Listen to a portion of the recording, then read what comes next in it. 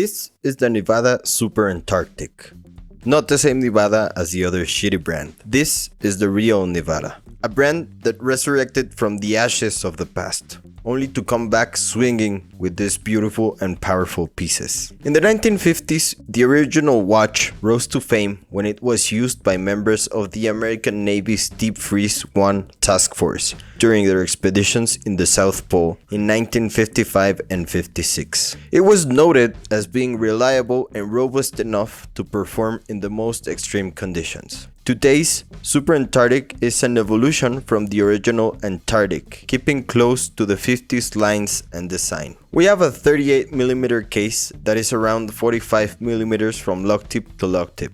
As such, it is a comfortable, modern-sized watch, and neither too big nor too small. The thickness is around 11mm, even with an automatic movement. While the case is long, the lugs are short. Looks-wise, aside from a thin, smooth bezel, the Super Antarctic is all dial. Thanks to the huge triangle indices at 3, 6, 9 and 12 o'clock, as well as the big sword and lollipop hands, there is no problem with legibility.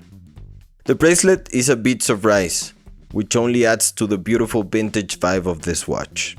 It is comfortable and comes with micro adjustments and half links, which helps with sizing. If we flip the watch over, we can see a large gold medallion on the case back. This is a tribute to the vintage Antarctic models that also had such as a decoration. The medallion is a copy of the original one, featuring an icebreaker and a plane with some stars and mountains.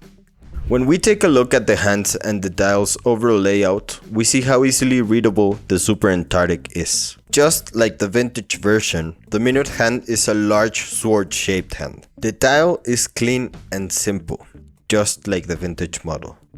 The original Nivada Super Antarctic was an automatic watch, and this new iteration is self-winding as well. There is a bit of difference there, for the new model's caliber comes from Soprod. It is a P024 movement, which is basically a clone of the ETA 2824-2. There's nothing wrong with that, it gets the job done and keeps the price low.